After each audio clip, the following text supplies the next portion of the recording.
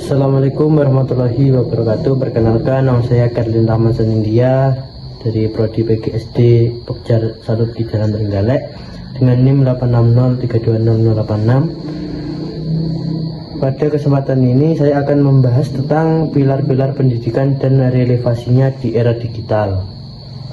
Yang pertama adalah makna pilar dalam konteks pendidikan. Secara umum, pilar berarti tiang penyangga yang menjadi dasar berdirinya suatu bangunan.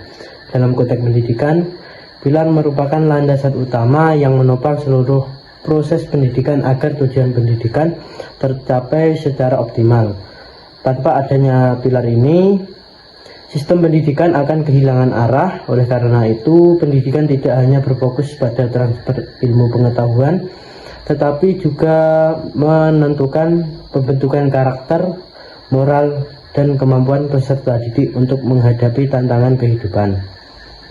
Yang kedua, prinsip dasar pendidikan menurut Ki Hajar Dewantara.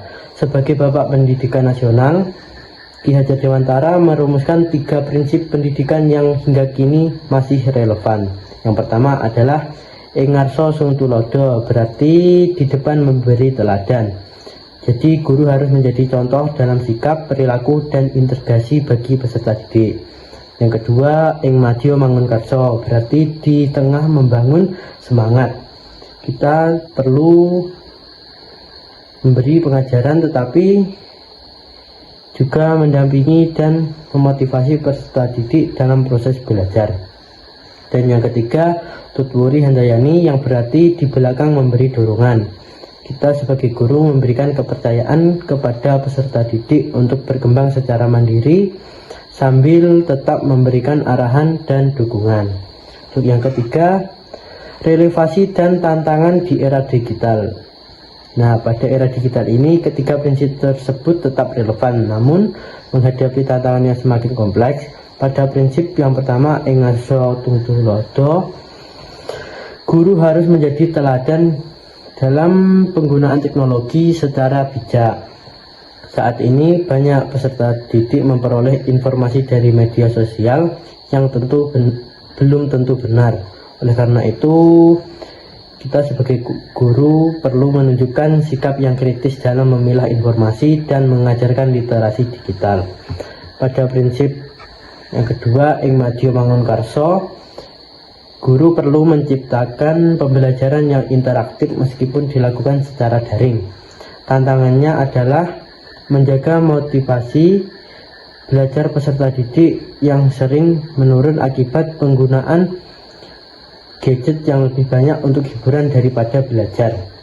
Sedangkan untuk prinsip yang terakhir, tutwuri handayani, guru perlu mendorong peserta didik agar mampu belajar sendiri dengan memanfaatkan teknologi. Namun kebebasan tersebut harus diimbangi dengan pengawasan agar peserta didik tidak terjebak pada penyalahgunaan teknologi seperti plagiarisme, penyebaran hoaks, atau kecanduan media sosial. Contoh nyata yang dapat dilihat dari penggunaan kecerdasan buatan atau artificial intelligence dalam pembelajaran. Teknologi dapat membantu siswa memahami materi dengan lebih cepat, tetapi jika digunakan tanpa etika dapat mengurangi kemampuan berpikir kritis dan kreativitas peserta didik.